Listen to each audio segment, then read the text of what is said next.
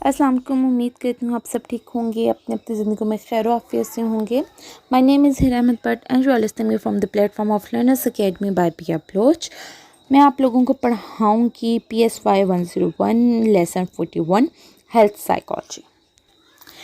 Health psychology branch है psychology की ही जो स्पेशली फोकस करती है रोल ऑफ साइकोलॉजिकल फैक्टर्स के जो हमारी डेवलपमेंट या प्रिवेंशन ऑफ इलनेस पे या हमारी कोपिंग विद डिजीज़ और जो हमारे फर्दर हेल्थ प्रोडक्ट्स होती हैं या प्रमोशंस होती हैं उनके साथ डील आउट कर रही होती है। फर्दर इसमें बात किया जाए तो अकॉर्डिंग टू ब्रेनन इसने कहा था कि हेल्थ साइकोलॉजी ब्रांच है साइकोलॉजी की जो कंसर्न होती है इंडिविजुअल्स बिहेवियर उसके लाइफ स्टाइल्स के ऊपर कि उसका लाइफ स्टाइल किस तरह से अफेक्ट कर रहा होता है उसकी फ़िज़िकल हेल्थ को। हेल्थ साइकोलॉजिस्ट वर्क कर रहे होते हैं डिफरेंट एरियाज़ में, इन्हेंसमेंट ऑफ हेल्थ में, प्रिवेंशन ऑफ डिजीज़ में, ट्रीटमेंट ऑफ डिजीज़ में, आइडेंटिफिकेशन ऑफ रिस्क फैक्टर्स में, improvement of health care system में या shaping public opinion regarding health. अब अगर हम बात करें अंडरस्टैंडिंग हेल्थ की, अंडरस्टैंडिंग है क्या हेल्थ के according to World Health Organization WHO, health is a state of complete physical mental and social wellness. Health psychology किस तरह से इमर्ज हुई थी, ये डिवीज़न 38 के अंदर आती है। 1978 में अमेरिकन साइकोलॉजिकल एसोसिएशन ने इसको इस्टेब्लिश किया था। इसकी न्यू डेफिनेशन किस तरह से अप्रोच में आई, उसको में क्या डिफरेंस ऐसा आया कि न्यू डेफिनेशंस को बनानी पड़ी। उसमें जो डेथ रेट्स थे वो ज़्यादातर किसी इन्फेक्शन डिजीज़ की वजह से नहीं बल्कि हमारे लाइफस्टाइल के ऊपर डिपेंड करते थे। जो कॉस्ट ऑफ हेल्थ थी, जो डेथ की एक थीम एक था या डेथ की जो डे बाय डे ज़्यादा हो रही थी उस पर रिसर्च की गई कि ये हम डेथ रेट कंट्रोल कर सकते हैं अगर हम इस पे डिफरेंट स्ट्रेटजीज़ को यूज़ करें। डिससेटिस्फाई हुए रिसर्चर्स इस चीज़ पे कि एक प्रॉपर लैब से असिस्ट करने के बाद मेडिकेशंस लेने के बाद भी अगर वो लाइफस्टाइल की तरफ बेहतरी की तरफ नहीं आ रहे, वो हेल्दी फील नहीं कर रहे, तो फिर डेफिनेटली कहीं ना कहीं मसला है। रिसर्च की गई on the role of psychological factors in health and illness पे ऑब्जर्व किया गया कि psychological factors have a role in physical illness. अगर हमें साइकोलॉजिकल फैक्टर्स में कोई प्रॉब्लम आ जाती है तो वो फिज़िकल इलनेस का भी कॉज कर रही होती है। इसी तरह से psychological interventions are helpful in altering physiological conditions. अगर हम जो हमारे फिजियोलॉजिकल कंडीशंस होते हैं जिनके सिर्फ सिम्टम्स हमारे बैक्टीरिया या वायरस की वजह से कोई इन्फेक्शन हमें आया होता है तो उसको हम साइकोलॉजिकली भी ठीक कर सकते हैं। इस चीज़ के ऊपर रिसर्च की गई। फर्दर इस चीज़ पे फोकस किया गया कि हेल्थ सबसे ज़्यादा इंडिविजुअल रिस्पॉन्सिबिलिटी है। कोई भी गवर्नमेंट कोई भी इदारा आपको हेल्थ प्रोवाइड नहीं करेगा, ये आपकी ख़ुद की रिस्पॉन्सिबिलिटी है कि आपने अपनी हेल्थ को किस तरह से कैरी करना है। जब तक कोई इंडिविजुअल इस चीज़ को ख़ुद नहीं समझेगा, कोई भी दूसरा इदारा इस चीज़ की को रिस्पॉन्सिबिलिटी नहीं ले सकता या वो इस चीज़ को ठीक नहीं कर सकता। डिफरेंट साइकोलॉजिकल थेरीज़ को या मॉडल्स को डेवलप किया गया, उनमें एक्सप्लेन करने की हेल्थ से रिलेटेड बिलीव्स एंड बिहेवियर्स को एक्सप्लेन किया गया और सब एक पॉइंट पे आके एग्री हो गए कि एक पर्सन की जो हेल्थ है वो ही उसकी सबसे बड़ी ज़रूरत है या उसकी सबसे बड़ी वही ज़िंदगी है। एक अगर हेल्दी पर्सन है तो वो ही अच्छी ज़िंदगी गुजार सकता है। सम साइकोलॉजिकली वेरिएबल्स अफेक्टिंग हेल्थ की अगर हम बात करें तो उसमें हमारे पास हेल्थ लॉकस ऑफ कंट्रोल आता है जो रिस्पॉन्सिबल होता है किसी भी इंडिविजुअल की डिग्री ऑफ हेल्थ या इलनेस के ऊपर। परसीव्ड कंट्रोल में हमारे पास ऐसी टेंडेंसी होती है किसी भी चीज़ को एक्सपीरियंस करने के या फील करने के, ये कि पर्सन की हेल्थ कैसी है related to acts and behaviour. Self perception of wellness की अगर हम बात करें तो इसमें हमारे पास आता है कि एक इंडिविजुअल की फीलिंग्स या वैल्यूएशन ऑफ एक्सपीरियंसिंग कैसे हैं, वो किस तरह से चीज़ों का वैल्यूएट कर रहा है, वो ख़ुद को किस तरह से फिज़िकली या इंटेलेक्चुअल या सोशली किस तरह से ख़ुद को देखता है। फर्दर अगर हम बात करें लर्नड हेल्पलेसनेस की, ये मार्टर ने इस पे थ्योरी दी थी कि एक इंसान का बिलीफ ये बन जाता है कि वो बिल्कुल हेल्पलेस है एनवायरनमेंट के अकॉर्डिंगली, वो किसी चीज़ को कंट्रोल नहीं कर सकता।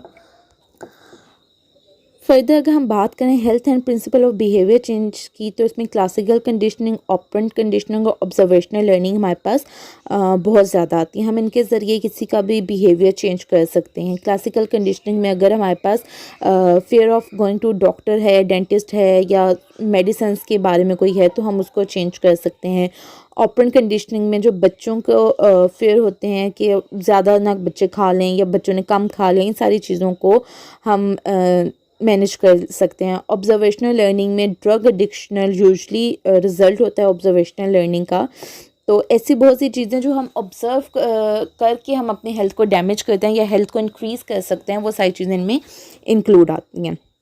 फर्दर अगर हम बात करते हैं स्ट्रेस, हेल्थ एंड इलनेस की, तो stress is the response of an organism to event that are threatening और चैलेंजिंग। स्ट्रेस किसी को भी स्ट्रेस हो जाता है, नॉर्मल बच्चों को भी हो जाता है, बड़ों को भी हो जाता है। किसी भी इवेंट को वो कोई या चैलेंज कोई आपको हो और उसके बारे में ज़्यादा सोचें तो आपको स्ट्रेस हो जाता है। अब स्ट्रेसेस इसमें आते हैं हमारे पास circumstances that produce threats. For example illness आ जाती है या कुछ भी इस टाइप की हमारे पास चीज़ें आ जाती हैं। अगर हम फर्दर इसमें बात करें अपलिफ्ट्स की, तो minor positive events that make one feel good, इसमें किसी पुराने दोस्त को मिलना या कोई हेल्दी एक्टिविटीज़ करना, इस टाइप की चीज़ें आ जाती हैं। Daily hassles are also source of stress. जो आपकी डेली रूटीन में जो प्रॉब्लम्स आपकी आ जाती हैं, वो भी आपको अक्सर कॉज कर होता है स्ट्रेस का। अगर हम नेचुरल स्ट्रेसेस की बात करें, तो उसमें फर्दर 3 कैटेगरीज में डिवाइड किया गया है स्ट्रेसफुल कंडीशंस को। सबसे पहले हमारे पास आता है कैटेलिस्मिक इवेंट आता है। अब इसमें ये स्ट्रॉन्ग स्ट्रेसेस होते हैं जो ऑकर होते हैं किसी भी सडनली अफेक्शंस लोगों की वजह से, या कोई भी नेचुरल डिज़ास्टर आ जाए। फॉर एग्जांपल अगर आप इसमें ज़लज़ले की मिसाल ले लो, तो वो बहुत बेहतर है, उससे बहुत आसानी से इस चीज़ को समझा जा सकता है। अगर हम 5 अक्टूबर के अर्थक्वेक की बात करें, तो उसमें हमें ये इस कंडीशन को हमें समझने में आसानी होगी, लेकिन उसके बाद बहुत से लोगों में इसको पोस्ट ट्रॉमेटिक स्ट्रेस डिसऑर्डर भी अक्सर देखने में आते हैं। या दोबारा से उनको अगर दोबारा वैसे सिचुएशन आए, तो वो दोबारा से वही सब एक्सपीरियंसेस उनके स्टार्ट हो जाते हैं जो उन्होंने फर्स्ट टाइम किए होते हैं। नेक्स्ट हमारे पास आता है जी पर्सनल स्ट्रेसर। अब पर्सनल स्ट्रेसर्स में हमारे पास अपनी ज़ात से जुड़े स्ट्रेसेस आते हैं, जो हमारे इवेंट्स ऐसे होते हैं, किसी की डेथ हो जाए, किसी की जॉब चली जाए या कुछ भी ऐसा हो जाए, हम उसमें इस चीज़ को इंक्लूड करते हैं। फर्दर अगर हम बात करें, तो बैकग्राउंड स्ट्रेसेस की बात आती है। इसमें जो डेली हजल्स आती हैं causing minor irritations but not long term ill effects unless they continue और or compound by other stressful. अब इसमें जो डेली हजल्स आते हैं, फॉर एग्जांपल आपको किसी दिन आप गए हैं जॉब पे और आपको डांट पड़ गई, उस दिन आप स्ट्रेस में आ गए कि जी मैं इतना अच्छा काम करता हूँ फिर भी मुझे डांट पड़ गई है, तो इसमें ये वाली चीज़ें आ जाती हैं कि फॉर आफ्टर अगर आपको 5-6 बाद दोबारा डांट पड़ेगी, तो आप उसको कॉज कर लोगे, आप उसको पहले वाले सिचुएशन के साथ कंबाइन कर लोगे कि मुझे तब भी डांट पड़ी थी, मुझे आज भी डांट पड़ी, और आप इसको लेके ज़्यादा पजल हो जाएंगे। नेक्स्ट हमारे पास आता है जी मैनिफेस्टेशंस ऑफ स्ट्रेस। अब इसमें हमारे पास साइकोलॉजिकली और फिजियोलॉजिकली 2 चीज़ें आती हैं।